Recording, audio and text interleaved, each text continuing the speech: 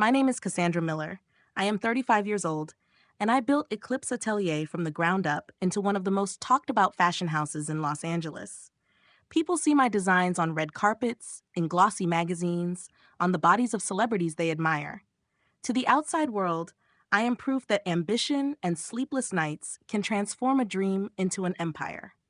But here is the shocking truth. None of that mattered the night my phone lit up with a name I thought I had erased from my life. My sister. The same sister who had spent years reminding me I was never enough. Sit back, relax, and stay with me until the very end of this story. If you enjoy stories like this, make sure to like this video, leave a comment with your thoughts, and subscribe so you never miss what comes next. It was a Thursday evening when the call came in. I was still at my kitchen table in Los Angeles, sketches scattered in front of me, my mind racing through deadlines. My phone vibrated and the name on the screen stopped me cold. Victoria Hayes. We had not spoken in months, not since the last fight where she made it clear that in our parents' eyes, she would always be the golden daughter and I would always be the shadow. I hovered over the decline button, my thumb trembling. I should have ignored it. But curiosity, or maybe some leftover hope I hated to admit, made me swipe to answer. Cassandra? Her voice rang through, sweet on the surface but sharpened underneath. I'm having my birthday party next month at the Plaza Hotel in New York City. You're invited. Her words did not land like an invitation. They fell like an order. I said nothing, listening to the background noise of clinking glasses on her end, imagining her already in a room filled with people who adored her. She went on, it's on the 15th, 7 p.m., black tie, and please do not embarrass us. I gripped the phone so tightly my knuckles whitened. Why me, Victoria? I finally asked, my voice steady though my chest felt heavy. She laughed, a quick, sharp sound that had followed me since childhood. Because you're still family. Just show up, behave. And with that, she hung up. I stood there staring at the blank screen. That word family echoed in my head like a cruel joke. Family had always meant second place for me. Dad, Charles, always made sure Victoria stood at the front of every room, his perfect heir. Mom, Margaret, never missed a chance to remind me to be quiet, to stay in line. Even when Eclipse Atelier took off, even when my designs were celebrated, to them I was still the girl who didn't measure up. In that moment, all those years of being overlooked came flooding back. The dinners where I was left out of introductions, the galas where I was shoved aside, the whispered comparisons I could never escape. But this time, I felt something shift. I was no longer that forgotten little girl. I was Cassandra Miller, a woman who had built something powerful, something undeniable. So when I thought about walking into the Plaza Hotel for Victoria's birthday, I knew one thing for certain. I was not going to sit quietly in her shadow again. I was going to stand my ground. And that night, everything would change. Tell me, if you were in my place, would you have answered that call? And with that thought lingering, let me take you into the world of shadows and secrets that led to the night I walked into the Plaza Hotel. I grew up in a house where shadows spoke louder than words. It is strange how you can live under the same roof as people and still feel like a visitor in your own life. My sister Victoria was the sun in my parents' universe, glowing so brightly that no one cared to notice the quiet orbit I traced around her. Every holiday, every family gathering, every photograph was a stage for her, and I was only allowed to exist on the edges, cropped out before the picture was even taken. I remember the sharp details of those years as if they were etched into my skin. The Christmas when I was 12 and spent weeks sewing a dress for my mother because I could not afford a store-bought gift. I stayed up late, threading every stitch with trembling fingers, hoping she would see me. When she opened it in front of the family, she smiled politely, folded it neatly back into the box, and set it aside without another word. Minutes later, Victoria presented her with a scarf she had picked up at a boutique in Manhattan, and suddenly the room burst into applause. My father wrapped Victoria in a hug, calling her thoughtful and refined, while I sat there clutching my empty hands. Those moments did not fade. They piled on top of one another, building a wall I could never climb. Dad introduced Victoria at his retirement dinner as the Hayes family's greatest pride, his voice full of warmth, while I sat at the end of the table, invisible. At a gala years later, I had finally worked my way into the industry, still young, still hungry to prove myself. I wore a gown I designed myself, but instead of pride, my mother caught my arm and whispered that I should stay near the coat check so I would not distract from Victoria's night. I did what she asked, standing among strangers' jackets, listening to my own mother laugh in the distance. The pain of being unseen eventually hardens into something else.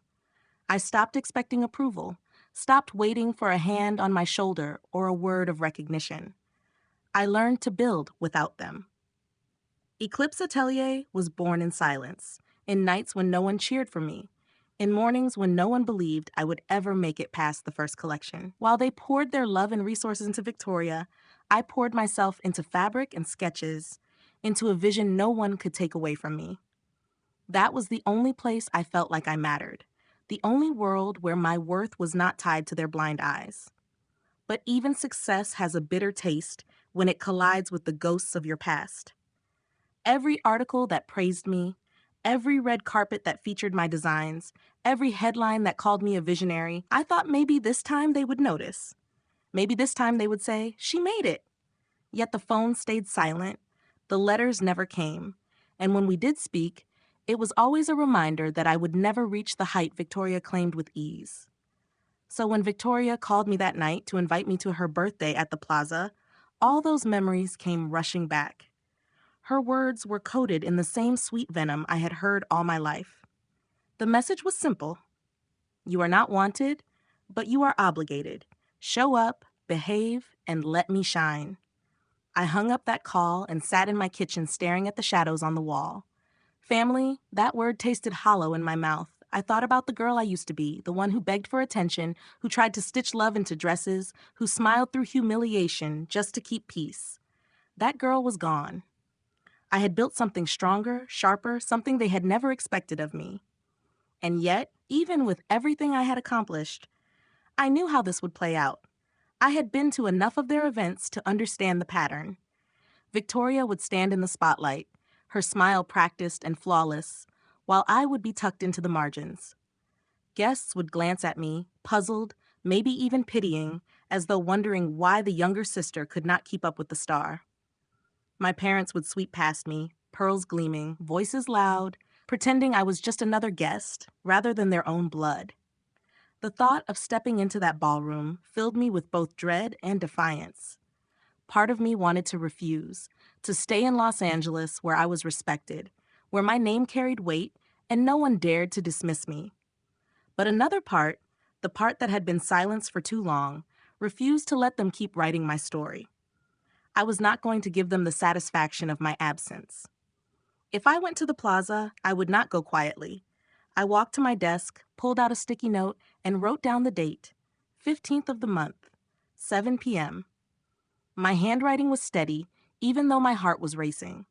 I pressed the paper against the edge of the lamp, watching it glow under the light like a vow. For years, I had been the shadow trailing behind Victoria's glow. But shadows are not powerless. They are proof of light, and they stretch farther than anyone expects. I leaned back in my chair and closed my eyes, imagining the golden chandeliers of the Plaza, the clinking of glasses, the whispers of Manhattan's elite. I could already feel their judgment pressing down on me, but this time, I was ready to push back. And as I sat there in my quiet apartment in Los Angeles, I knew that night in New York would not just be another family gathering. It would be a reckoning. That certainty carried me into the days that followed, each one ticking down like a drumbeat to the moment I would step out of the car and face them all. And when that night arrived, nothing about it would unfold the way they expected. It was the beginning of a storm they never saw coming. The air in New York carried a different weight that evening, the kind that pressed against my skin as I stepped out of the car and looked up at the Plaza Hotel. Its golden lights spilled across the street, bouncing off the polished marble columns and crystal windows, announcing to the city that something extravagant was unfolding inside. Drivers pulled up in sleek cars one after another, unloading men in tailored tuxedos and women draped in gowns that shimmered like liquid diamonds. It was a scene designed to dazzle, to intimidate, to remind you that if you belonged here, your worth had already been stamped by society. I smoothed the lines of my dress before I moved forward. It was one of my own designs, crafted in silence weeks before the invitation had ever arrived, as if I had subconsciously prepared for this night. Black silk with a bold neckline and structured shoulders that demanded attention. It wasn't just a dress. It was armor. Every stitch was a reminder that I had built something no one could erase. I walked toward the entrance, the sharp click of my heels cutting through the noise of laughter and chatter. The revolving doors opened into a rush of sound and light. Chandeliers dripped from the ceiling like frozen waterfalls, scattering golden fragments across the marble floor. The scent of roses and expensive perfume hung in the air. A string quartet played from the corner, their music weaving through the hum of voices. Everywhere I looked, Manhattan's elite mingled effortlessly, their confidence radiating as naturally as their wealth. I held my head high, but inside my chest a storm was raging. Each step pulled me closer to the possibility of humiliation, to the reminder that in this room I was not Cassandra Miller, the CEO whose designs had walked the Cannes red carpet. Here, in their eyes, I was still the forgotten daughter, the afterthought. My stomach tightened, but I forced myself to breathe slowly. I would not let them see my fear. A woman with a clipboard stood near the entrance, her smile polite but brisk. "Name, please?" "Cassandra Miller," I answered, my voice steady. Her eyes flicked over the list, her brows knitting for the briefest moment before she nodded. "This way." I followed her, expecting to be led toward the center of the ballroom, where tables glittered under the light of crystal candelabras. But instead, she guided me past them, past the laughter, past the champagne toasts, past the clusters of guests leaning in close with their practiced smiles. My heels echoed louder as the space grew quieter. She stopped near the far wall, beside a stack of wrapped gifts that gleamed under the soft glow of a side lamp. "There you are," she said, gesturing to a table so small it could barely hold more than one plate. My name was printed neatly on a single card resting on the white linen. One seat, one glass, one reminder of where they thought I belonged. "Thank you," I whispered, though my throat felt dry. I sank into the chair, my pulse drumming in my ears. From this vantage point, I could see the main tables stretched across the ballroom, overflowing with guests dressed in silver and gold. Waiters glided past with trays of champagne flutes, their movements smooth as choreography. At the center, a long table gleamed with flowers and candles, clearly reserved for the Hayes family. It was radiant, commanding every pair of eyes in the room. And then I saw her. Victoria swept through the crowd in a crimson gown that seemed to cling to her like flame. Her smile was practiced, perfect, the kind that drew people in without revealing anything real. She glided from guest to guest, her laughter ringing out like bells, her arm brushing Andrew's as if they were already royalty. Every head turned toward her, and not a single one turned toward me. My fingers curled around the edge of the table, gripping hard enough to leave crescent moons in my palms. The sting of being shoved aside, of being deliberately erased, hit harder than I expected. No one else seemed to notice the little table in the corner, but I knew this was no accident. This was a message. You do not belong here. You never did.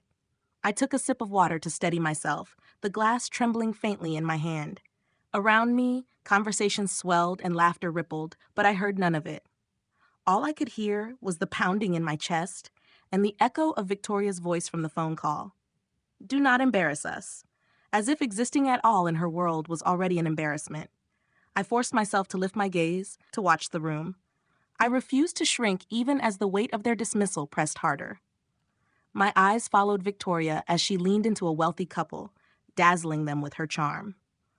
I watched Andrew whisper in her ear, his smug grin stretching as if the night belonged to him as much as it did to her. My parents lingered nearby, their posture rigid with pride, their smiles reserved for the people who mattered in their carefully curated universe.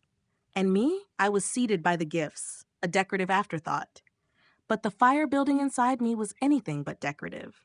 I straightened in my chair, adjusting the smooth fall of silk across my legs. I reminded myself who I was, what I had built. They wanted me tucked away in the shadows again, but they had no idea the strength that had been forged there.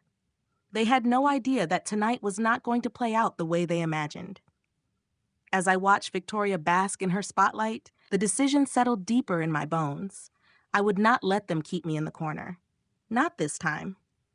And with that thought, I braced myself, because the night was only beginning, and the storm inside me was about to find its voice. The first time our eyes met that night, I could feel the air in the room shift. Victoria saw me. Her crimson gown caught the light as she made her way through the crowd. Her smile sharpened into something closer to a sneer once she turned in my direction. For a moment, I thought maybe she would simply glide past me as if I were invisible. But no, that would have been too merciful. Instead, she slowed her steps, drawing the attention of the people around her as if to ensure there was an audience for what was about to happen. "Cassandra," she said, her voice carrying just enough to draw a few heads in our direction. Her lips curved in a smile that did not touch her eyes. "You actually showed up." I lifted my chin and forced myself to meet her gaze.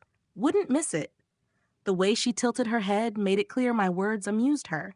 She let her eyes drift deliberately to the little table beside me, then back to my face. "Just so we're clear, you're not successful enough to sit with the important guests. That's why you're here." The words were simple, but they sliced deep, sharper than any blade. My skin burned hot, though my expression did not change. For a split second, I could feel the weight of curious glances from nearby tables, people pretending to sip their champagne as they listened. The sting of humiliation washed over me, familiar yet still unbearable, like reopening an old wound you thought had healed. And then came Andrew. Victoria's fiancé approached with that same confident stride I had seen in photographs plastered across business magazines. Andrew Collins, the heir to a department store empire. A man who carried himself as though the ground existed purely to hold his weight. He slipped an arm around Victoria's waist, glanced at me, and smirked. "You should relax, Cassandra," he said, his voice pitched louder than necessary, designed to be overheard. "This party is for people who've actually made something of themselves." The casual cruelty in his tone sent a shiver through me. It was not just an insult. It was a declaration that in their world, I was an outsider who had stumbled into the wrong room. My jaw tightened, but I did not answer. It was then that I saw my parents approaching, perfectly timed, as though summoned by the sting of humiliation. My mother, Margaret, gleamed with pearls against her neckline, her smile cool and composed. My father, Charles, wore his tuxedo like a uniform, every line pressed and rigid. "Cassandra," my mother said, her tone clipped as though even saying my name was a nuisance. Her eyes flicked to my table, then back to me. "Don't ruin Victoria's night." My father's glance barely lingered on me before shifting to Andrew and Victoria. "Keep to yourself," he muttered, his voice low but sharp enough to cut. Then they moved past me as if I were no more significant than one of the waiters balancing trays of champagne. The dismissal hit harder than the words. They had perfected the art of making me feel small. And in that crowded room filled with power, wealth, and admiration, their rejection burned me from the inside out. I sat still, every muscle in my body taut, my hands pressed against the cool surface of the table. I could feel the heat rising in my chest, not just anger, but something deeper. It was humiliation layered over years of silence, a fury born from being treated as invisible, even when I had become someone the world finally saw. Around me, laughter erupted again, conversations continued, and the music from the quartet swelled. But inside, everything was quiet. The sting of Victoria's words and Andrew's smirk lingered like smoke. My parents' cold dismissal echoed in my ears. It was as if the room had closed in around me, daring me to either shrink further into my corner or to stand and face them all. I stared at Victoria across the ballroom, watching as she leaned into Andrew, whispering something in his ear that made him chuckle. Her smile stretched wider when her eyes flicked back toward me, as though my humiliation was her victory. My throat tightened, but then the sensation gave way to something else. A spark. Because if humiliation was what they wanted, they had underestimated how far I was willing to go to reclaim my dignity. The corner table, the mocking words, the rejection from my own parents, all of it churned inside me until it hardened into resolve. I would not sit quietly while they paraded their superiority. Not tonight. I adjusted my posture, straightening my back, smoothing the silk of my dress with deliberate care. To anyone watching, I might have looked composed, But inside, my heart pounded so hard I thought it might give me away. The storm was building, and for once I was ready to let it break. As I raised my eyes again, I saw the ballroom in a different light, not as a place where I was outcast, but as a stage waiting for me to step onto it. The chandeliers sparkled above, the laughter swirled around, and I knew the moment of silence I had carried for years was about to end. That night at the Plaza had only just begun, but already the tide inside me was shifting. The fury that once left me trembling was now sharpening into clarity. And with every beat of the string quartet, with every glass lifted in laughter, I could feel myself preparing for the moment I would no longer remain seated in the shadows. Something inside me whispered that the breaking point was closer than they realized, and when it came, no one in that ballroom would forget it. The music from the quartet rose and fell like waves in the distance, but I could not hear it anymore. My ears rang with the echo of their voices, every word spoken to remind me of my place. My sister's sharp mockery, Andrew's smug dismissal, my parents' cold rejection, they tangled together in my mind until they became a chorus of judgment that pressed against my chest so hard I could barely breathe. For years I had endured this. For years I had swallowed every insult, let every dismissal pass with silence, told myself that one day I would prove them wrong simply by existing. But sitting at that lonely table beside the gifts, I knew silence had never saved me. It had only made me smaller in their eyes. My hands trembled on the white linen. I curled them into fists and forced myself to steady the shaking. I had spent years building Eclipse Atelier from the scraps of their disregard. I remembered nights alone at my drafting table, stitching prototypes by hand until my fingers bled, chasing investors who laughed in my face, convincing seamstresses to believe in me when no one else would. I had built a company that now commanded attention on runways in Paris and Milan. But to my family, I was still the child who never measured up. The fury of it burned through me. I reached for my phone, the smooth glass cool against my palm. My reflection glimmered faintly in the black screen as if to remind me who I was now. I opened my messages and scrolled to Monica, my lead negotiator, the one person who had been with me from the beginning. She was as ruthless in business as I had been forced to become in life. The cursor blinked as though waiting for me to decide if I would continue to accept their judgment or finally write a new story. The words came with clarity. Cancel the $6 million deal with Collins Department Stores. Effective immediately. No discussion. My thumb hovered over the send button for a heartbeat, my pulse racing so fast I could hear it. Once I pressed it, there would be no going back. I would not just be walking away from their insults. I would be detonating a bomb in the middle of their carefully curated world. Andrew's empire had been counting on that contract. He had no idea that the sister he mocked had the power to unravel him with a single message. I pressed send. The message shot off into the ether, and with it came a rush of adrenaline so strong my vision blurred for a moment. My chest heaved, not from fear, but from release. I had just flipped the balance of power, and none of them knew it yet. They thought they were watching me sit obediently in the corner, but I was already pulling strings that would snap their perfect image apart. I set the phone down on the table and smoothed the fabric of my dress, my movements deliberate, steady, as though I were merely preparing for another course to be served. But inside, everything had shifted. The humiliation had ignited into defiance, and that defiance had become action. I could already picture the moment Andrew's phone would buzz, the panic that would spread across his face, the whispers that would ripple through the ballroom as the truth spilled out. The thought steadied me, even as the weight of what I had done pressed down. I had not just protected myself. I had declared war in the only language they understood, power. I glanced toward the center of the room where Victoria laughed with a circle of admirers. She tossed her head back, her crimson gown catching the light like a flame. She had no idea that her night of glory was already unraveling. I looked at Andrew beside her, his hand resting possessively at her waist, his grin confident and careless. He thought he owned the room, that his wealth and connections made him untouchable. I almost smiled at the thought of how quickly that confidence would shatter. My parents lingered nearby, shaking hands with guests, their voices warm and full of pride whenever they spoke of Victoria. Not once did their eyes wander in my direction. It was the same script they had been reading from my entire life, but tonight, the ending would not be the same. The quartet shifted into a brighter melody. Glasses clinked. The ballroom buzzed with ease and laughter. No one suspected the storm I had already set in motion. That secret thrummed in my veins, a mix of exhilaration and anticipation. I knew I could not sit here much longer. My body was tense, ready, demanding to stand, to move, to claim the moment that was already mine. I picked up my phone again, staring at the glowing screen, the confirmation of the sent message. My heart pounded harder with each second that passed, imagining Monica reading it, making the call, severing the contract that Andrew had been counting on to expand his empire.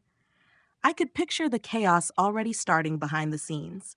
Phones ringing, questions being asked, panic blooming in boardrooms hundreds of miles away. This was no longer just about a family rivalry. This was about respect, about forcing them, for once in their lives, to look at me and see who I truly was. I rose from my chair. The scrape of it against the polished floor drew a glance from a passing waiter, but I kept my head high, my movements measured. The corner where they had shoved me was no longer a place of exile. It was the launch point of my defiance. Each step I took toward the center of the ballroom carried the weight of years of silence, years of humiliation, years of waiting for this moment. The chandeliers above gleamed brighter, the music swelled, and I knew the next words I spoke would silence the room. My family thought they had buried me in the shadows again, but they were about to learn that I had been sharpening myself there all along.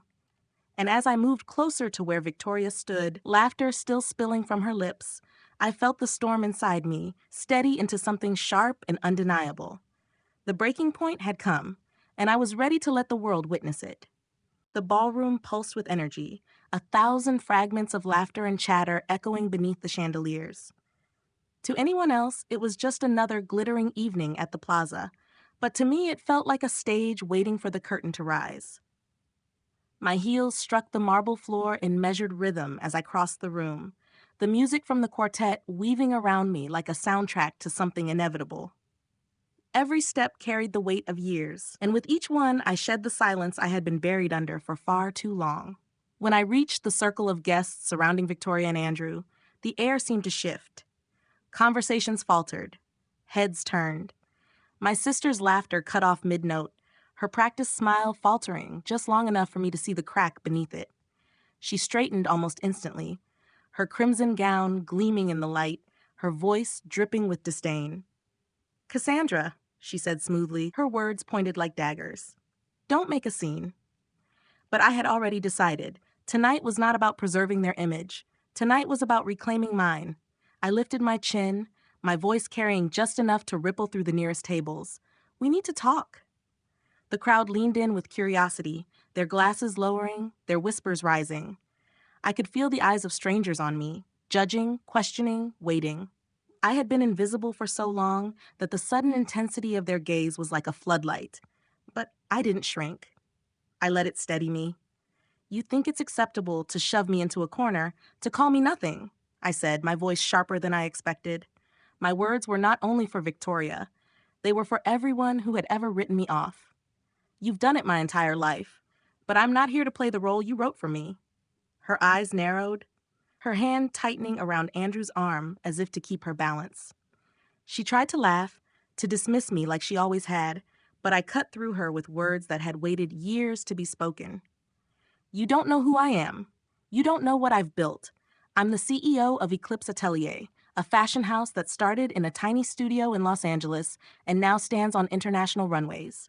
I built it alone while you laughed at me, while our parents pretended I didn't exist." The murmurs swelled, louder now, threading through the guests like sparks catching flame. Some exchanged glances, some raised their brows, but all of them listened. I turned my eyes to Andrew, whose smirk had begun to fade. "And you," I said, my tone colder than the champagne in his glass. "You thought you could belittle me tonight, call me an outsider, remind me that I don't belong here. What you didn't know is that your company, Collins Department Stores, was depending on a $6 million deal with mine, a deal I canceled minutes ago." The room stilled as if every string in the quartet had snapped at once. Gasps broke the silence. People leaned forward, whispers racing from one cluster of guests to another. Andrew's smug grin collapsed, replaced by a flicker of panic he tried to disguise with a scoff. "You're bluffing," he said loudly, his voice strained. "That deal is locked in." I lifted my phone, the screen glowing with the confirmation of the message I had sent to Monica. "Check with your team. You'll find out soon enough." The confidence drained from his face as he yanked his phone from his pocket, his fingers moving frantically across the screen. Victoria's face had paled, her mask of control slipping further with every second. My parents, standing only feet away, stiffened with fury. My mother's hand clutched at her pearls, her lips tight with disbelief. My father's jaw clenched so hard I could see the muscle twitch in his cheek. The crowd was no longer on their side. Their whispers carried judgment now, not admiration. Phones lit up across the room as guests began checking the news, sending messages, confirming whether what I said was true. And in the center of it all stood me, the daughter they had shoved into the shadows, now illuminated by the very spotlight they thought I could never touch. Andrew's voice cracked as he spoke into his phone, stepping back from the group, sweat beading at his temple. "Tell me it's not true," he barked, his desperation bleeding through his tone. I didn't need to hear the answer to know what it was. His shoulders slumped, his expression hollow, and when his eyes finally met mine, they were filled not with arrogance but fear. "Cassandra," Victoria hissed, her voice trembling now. "What have you done?" I steadied my breath, feeling the adrenaline surge through me like fire. "What you never thought I was capable of," I replied, "standing up for myself, showing you that I don't need your approval. Not anymore." The tension in the room thickened until it was almost tangible. The guests hung on every word, every movement, waiting to see what would happen next. Victoria's charm had evaporated, Andrew's confidence had collapsed, and my parents' authority was unraveling with every second of silence that passed. But the moment was not finished. The reckoning had only just begun. I turned slowly, my gaze sweeping across the room, meeting the eyes of strangers who had never known me until now. I could see curiosity in some faces, respect in others, and in more than a few, shock. For the first time in my life, I was no longer the afterthought. I was the one commanding the room. My voice, steady now, cut through the whispers like a blade. For years, they told me I was nothing. Tonight, I'm showing you all exactly who I am. The words lingered in the air, and as silence fell once more, I could feel the shift. The tide had turned. And just as the weight of it all settled, I caught movement at the edge of the crowd, a figure stepping forward with the kind of authority that silences a room without effort, someone who was about to change the direction of this night in a way even I hadn't expected. Andrew's face drained of color the moment his phone buzzed. He turned slightly away from the crowd, one hand gripping his glass so tightly I thought it might shatter. His voice carried despite his effort to keep it low, each word cracking with panic. "Tell me it isn't true. Tell me the deal is still intact." The silence that followed was louder than any answer could have been. His shoulders slumped, his jaw clenched, and when he finally hung up, he looked like a man stripped of the very thing that made him stand tall. His eyes darted to Victoria, wide and frantic, as though she might save him from a disaster he had never seen coming. "It's gone," he whispered, his voice breaking. "The deal's been canceled." Victoria's head snapped toward me, her composure slipping for the first time that evening. Her crimson gown glittered under the chandeliers, but the confidence that had carried her through the night faltered. "What did you do, Cassandra?" she demanded, her tone trembling between fury and fear. I stood taller, steady in a way I had never been around them before. "I did what I should have done a long time ago. I reminded you that I'm not powerless." Gasps rippled through the crowd.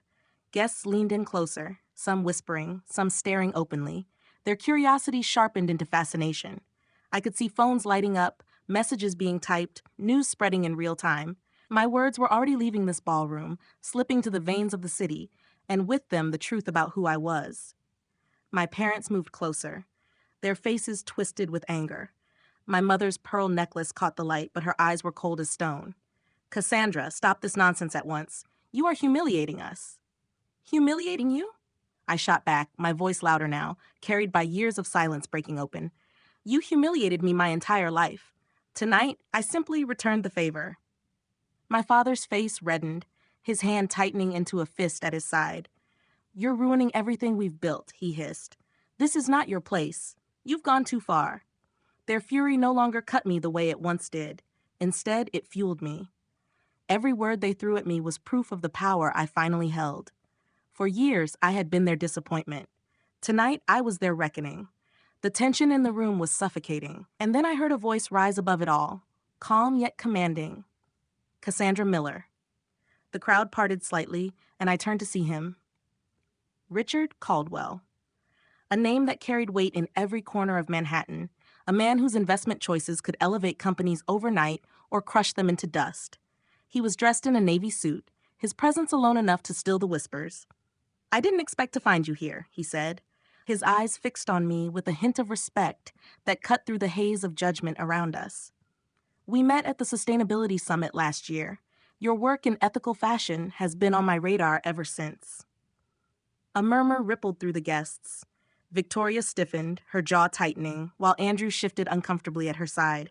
My parents exchanged a quick glance, a flicker of unease breaking through their facade. You know her? Victoria asked, her voice sharp, but betraying the panic she tried to hide. Of course, Richard replied smoothly. Eclipse Atelier is one of the most promising companies I've seen in years. Cassandra's designs are already influencing the industry. I'm surprised none of you mentioned it. The implication hung heavy in the air. My family's silence, their dismissal of me, was now exposed under the gaze of people whose approval they valued most. I let the moment breathe, feeling the weight shift in the room. For the first time in my life, I wasn't the one standing in the shadows of their approval. The spotlight was on me, and I held it with steady hands. Victoria's brittle smile cracked as she turned to the guests. Well, Cassandra has always been private about her work. The excuse fell flat. No one believed it. The murmurs grew louder, shifting from curiosity to quiet judgment. Not of me, but of her. Andrew tried to recover, his voice tight with desperation. This is just a misunderstanding. The deal can be fixed. Richard raised a brow, unimpressed. From what I've heard, that deal is already dead. And if Cassandra made the call, I would trust her judgment. She's not the type to make reckless moves. The guests nodded, some even murmuring their agreement. Respect began to flow in my direction, and for the first time I saw something in my parents' eyes I had never seen before. Fear. My father opened his mouth, his voice booming. This is a family matter. Let's not blow it out of proportion. But the words rang hollow. The crowd was no longer looking at him. They were looking at me. I turned to Richard and inclined my head. Thank you, I said, my voice clear and steady. Gratitude, yes, but also acknowledgement that I didn't need him to validate me. His support only confirmed what I already knew. Then I looked back at Victoria, at Andrew, at my parents. Their perfect image was unraveling in front of the very people they had tried so hard to impress. Their authority was crumbling, and I could feel the balance of power shifting entirely into my hands. You underestimated me, I said, my tone calm but unyielding. And now everyone here knows it. The words landed like a final blow, and for a heartbeat, the ballroom seemed to hold its breath. But I knew this was not the end. This was only the beginning. Because once the truth is revealed, it can never be hidden again. And the consequences of that truth were only just beginning to unfold. The applause had faded into a tense hum, the kind of silence that does not belong to peace but to anticipation. I stood tall, my pulse steady now, though the storm inside me had not yet settled. All around me, the whispers grew, darting from table to table, guests leaning in with eyes wide, their champagne glasses forgotten. They were not talking about Victoria anymore. They were talking about me. For years, I had dreamed of this moment. Not the applause, not the validation, but the shift. The crack in the facade my family had built so carefully, the perfect mask they wore in front of the world. Tonight, that mask was slipping, and no one could stop it. I watched it unravel in real time, their composure collapsing like glass under too much pressure. Victoria stood frozen, her crimson gown shimmering under the chandeliers, but the confidence that had once radiated from her was gone. Her smile, brittle and faltering, could not hide the panic etched in her eyes. She tried to speak, to recover the room, but the words tangled in her throat. Every time she opened her mouth, the weight of what had just been revealed silenced her. The queen of the evening had lost her crown, and she knew it. Andrew hovered at her side, his phone clutched in his hand, his jaw tight. The smugness that had defined him was gone, replaced with desperation. He whispered furiously to Victoria, though the room had grown too quiet for him to mask his panic. I saw the tremor in his fingers, the way his chest rose and fell too quickly. He was a man watching the foundation of his empire collapse, powerless to stop it. And then there were my parents. Margaret's pearls still gleamed, but she no longer stood with the poise of a woman certain of her place. Her lips pressed into a thin line, her eyes darting nervously between guests. My father's face was flushed, his jaw locked, his fists clenched at his sides. They were fighting to hold on to authority, but they could feel it slipping through their fingers. The guests were no longer looking at them for cues, no longer deferring to their presence. The Hayes name was cracking, and every person in that ballroom could see it. The power that once made me invisible now radiated from me. It was in the way people whispered my name, the way they tilted their heads as if reevaluating me, the way their eyes shifted from admiration of Victoria to doubt, even pity. Some clapped softly, others nodded, but what struck me most was the silence of those who said nothing. Their silence spoke volumes, their judgment landing not on me, but on the family who had dismissed me for years. I had not needed to scream. I had not needed to beg. I had spoken the truth, and the truth had shattered their illusions more completely than rage ever could. I turned slightly, letting my gaze sweep across the crowd. I saw women leaning toward each other, murmuring with raised brows. Men glanced at Andrew with skepticism, their admiration dimmed. Couples shifted uncomfortably at the sight of Victoria's faltering charm. And I saw it clearly. The shift of allegiance, the subtle but undeniable tilt of respect moving in my direction. The orchestra's melody felt thinner now, like background noise to a drama no one wanted to miss. Waiters moved slower, careful not to interrupt what had become the centerpiece of the evening. The ballroom itself seemed to hold its breath, every crystal drop of the chandelier reflecting the tension that thickened the air. I let them watch. I let them take it all in. For once, I did not shrink from their stares. I met them head-on, shoulders square, voice steady when I finally spoke again. You wanted me to stay in the shadows.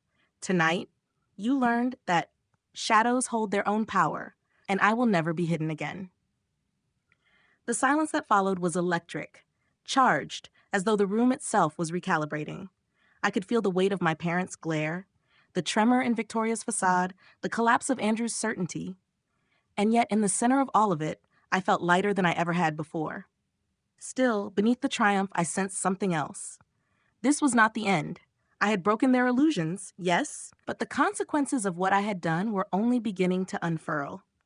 A contract worth millions had been destroyed in front of witnesses who would spread the story across the city by sunrise. Reputations would shift, fortunes would tremble, alliances would change. And standing in the middle of it all was me. I returned to my table in deliberate steps, the sound of my heels echoing louder than the orchestra's strings. Each step carried a clarity I had never felt at any family gathering before. I was no longer the quiet sister in the corner. I was the one rewriting the story, tearing down the script they had forced on me my entire life. From across the room, I could feel Victoria's eyes boring into me, burning with fury and fear. Andrew clutched his phone as though it could save him, his lips moving in frantic whispers to no one in particular. My parents huddled close, their expressions brittle, as if trying to summon the dignity they had already lost. And yet the guests continued to murmur, continued to glance at me with a mixture of curiosity and respect. They had witnessed a fracture in the Hayes family that could never be mended. They had witnessed a moment that would be remembered long after the candles of that night burned out. I sat once more at the table they had shoved me into, the table meant to humiliate me. But it no longer felt like a corner of shame. It felt like a throne. The storm had broken, but storms always leave ruins behind. And I knew the ruins of this night were only the beginning of what was yet to come. 3 days after the party, my phone lit up again with a name I had sworn I would no longer answer. Victoria. I stared at it for a long time, my thumb hovering as memories of her smirk, her dismissive laughter, and the stunned look on her face at the plaza played in my mind like a reel I could not stop. Part of me wanted to let it ring until it stopped, to leave her words unheard, but curiosity, or maybe closure, pulled me in. I opened the message. 4 words, clipped and careful. We need to talk. Please. I should have ignored it. I should have deleted it and gone on with my day. But something inside me told me I had to see this through, not for her, but for myself. So I agreed to meet. We chose a small cafe tucked into a corner of Greenwich Village, a place so far removed from chandeliers and champagne that it almost felt unreal. The bell above the door chimed as she walked in. Victoria looked different. Her crimson dress was gone, replaced by a tailored coat in muted beige. She still carried herself with elegance, but it was no longer effortless. Her steps were hesitant, her eyes searching until they landed on me. For the first time, she looked unsure. She slid into the chair across from me, her perfume faint but familiar, and for a moment, the silence between us was thicker than any words could be. She pressed her hands together on the table, her knuckles pale, then finally spoke. I didn't expect things to go so far. Her voice wavered, softer than I had ever heard it. I'm sorry. Sorry. A word I had longed to hear from her as a child when her laughter cut me down. A word I had begged for silently when she mocked me at dinners or brushed past me at galas. But sitting across from her now, I realized how hollow it sounded. Her apology did not come from remorse. It came from desperation. Sorry for what, Victoria? I asked, my tone calm but unyielding. Sorry for humiliating me in front of your guests? Or sorry because everyone finally saw through you? She flinched, her gaze dropping to her hands. I didn't mean for it to escalate like that. I didn't know. I didn't know you were who you are. Her words stung more than I expected. I leaned forward, my voice sharp. You mean you didn't bother to know? You never cared to look beyond the version of me you decided was worthless. Her eyes flicked up, shining with something that looked like guilt but felt rehearsed. We can fix this, she said quickly, as if clinging to a lifeline. We don't have to lose each other. We're still family. Family. That word again, heavy and false on her tongue. I felt my chest tighten, but not with longing, with clarity. Family doesn't do what you did. Family doesn't push you into corners, doesn't laugh at your dreams, doesn't erase you so completely that strangers know you better than your own blood. Her voice rose, panicked. You can't mean that. You can't just walk away from us. I held her gaze, unflinching. Yes, I can. And I am. The cafe around us moved on, baristas steaming milk, couples murmuring over lattes, but at our table the air was charged, every word hanging like a blade. Victoria's hands trembled slightly as she reached for her coffee cup, though she never lifted it. You'll regret this, she whispered, but her voice cracked, betraying the fear beneath. I regret giving you power over me for so long, I said quietly. I regret every moment I stayed silent while you crushed me. But walking away from you? From Mom and Dad? That's the first decision in my life that feels like freedom. Her lips parted as if to argue, but no words came. For the first time, I saw her without her armor. The polished smile was gone, the confidence stripped bare. She looked smaller, fragile, like the illusion she had spent years building was finally breaking apart. I pushed my chair back slowly, the scrape of wood against tile sharp in the quiet cafe. This is the last time we'll have this conversation, I told her. I've built a life without you, and I'm stronger for it. I don't need your approval, and I don't want your apologies. Goodbye, Victoria. I stood, my coat draped over my arm, my bag resting against my hip. She sat frozen, her hands still clasped, her eyes wide as though she could not believe I had really chosen to leave her behind. But I did not hesitate. I turned and walked out, the bell above the door chiming like punctuation to a sentence that had been waiting decades to be written. The cold air of Greenwich Village hit my face, bracing and clean. I took a deep breath, and for the first time in years, it felt like oxygen filling my lungs. Behind me, the cafe door closed, shutting out the life I was no longer chained to. Ahead of me stretched a city full of possibilities, a future unburdened by shadows. But freedom does not come without cost. And I knew the fallout of that night at the Plaza, and this final break with my sister was still rippling outward. I had stepped into power, But power always comes with consequences, and those consequences were only just beginning to reveal themselves. Months after that night at the Plaza, I stood in my office overlooking the Los Angeles skyline. The city pulsed beneath me, alive with lights and motion, and for the first time in my life, I felt completely at peace.